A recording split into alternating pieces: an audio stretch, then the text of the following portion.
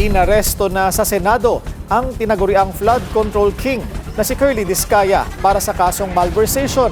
Narito ang agenda report ni Ched Gatchalian.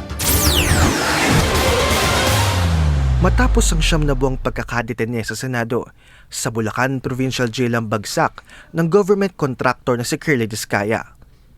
Umaga nitong Lunes nang arestuhin ng PNP-CIDG sa Senado si Curly para sa non-bailable na kasong malversation. Kaugnay ang reklamo ng nasa 53 million pesos na maanumalyang flood control project sa Kalumpit, Bulacan.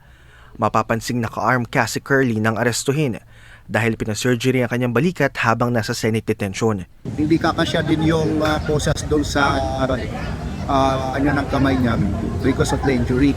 So, binantayan naman natin no special treatment sa kanya. Sumailalim din sa medical check-up at booking procedure si Curly habang nasa Senado. Magtatanghali na nang dumating ang patrol car na sakay si Discaya sa Malolos RTC. Ikinalulungkot daw ng kampo ni Curly na humantong siya sa pagkakaaresto matapos ang kanyang umanong pakikipagtulungan sa gobyerno.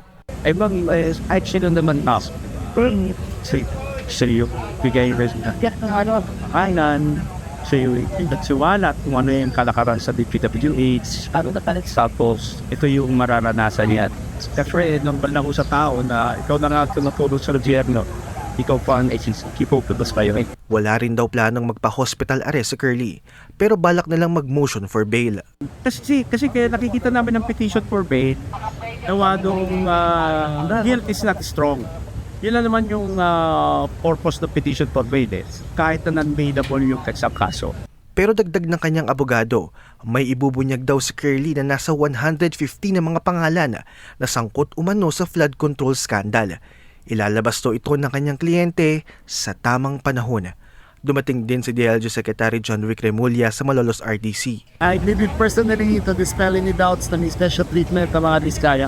Pero kasi mga reports na dahil marami silang ka-deal na mga big time na congressman at big time na senator na poprotektahan sila. Matapos ang hearing, dinala si Curly sa Bulacan Provincial Jail sa bisa ng commitment order ng korte. Sa 11 na individual na sangkot sa malversation at graft case ni Discaya, 9 na raw ang nasa kustodiyan ng pulis. Habang at large pa ang 2 DPWH officials na sina Ernesto Galang at Lorenzo Pagtalunan. Panawagan ng PNP-CIDG kinagalang at pagtalunan. Sumuko na lang at dumulog sa pulisya para na rin daw sa kanilang kaligtasan. Magpapatuloy ang mga operasyon ng otoridad para mahuli ang dalawa. Para sa agenda, Ched Gatchalian, Billionaire News Channel. Manatiling nakatutok sa Billionaire News Channel. Sumubaybay sa aming social media accounts at mag-subscribe sa aming YouTube channel para sa mga eksklusibong balita at storya.